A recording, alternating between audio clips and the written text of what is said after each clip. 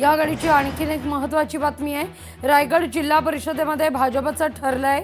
भाजप राष्ट्रवादी काँग्रेस सोबत आता सत्ता स्थापन करणार आहे। भाजपचा जिल्हा परिषद अध्यक्ष तर उपाध्यक्षपद राष्ट्रवादीच्या वाट्याला असेल। शिवसेनेला रायगडमध्ये विरोधी बाकावर बसावं लागणार आहे। ही बातमी समोर येताच ही दृश्य आपण पाहतोय।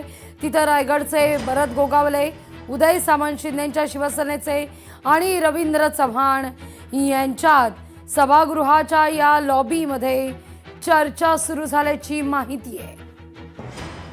अधिक माहिती घेऊया आपले प्रतिनिधी चेतन ननावरे यांच्याकडून। चेतन, रायगडची बातमी येताच ही दृश्य बरंच काही सांगून जात आहेत। निश्चितच लागवी थोड्याच वेळापूर्वी आपण पाहिलं असेल भाजपचे प्रदेशाध्यक्ष रवींद्र चव्हाण हे विधिमंडळ लॉबीमध्ये आपल्याला पाहायला मिळाले होते आणि त्यांना थेट याच ठिकाणी अडवण्याचं काम मंत्री उदय सामंत आणि मंत्री भरत गोगावले यांनी केलं।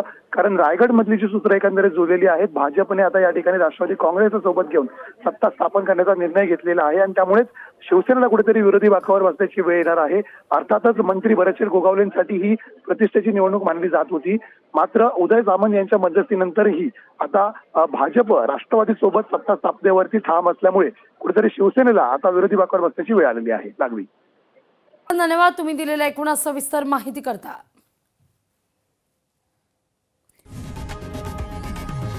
लोकशाही मराठी ऐका, पहा, जागरूक रहा।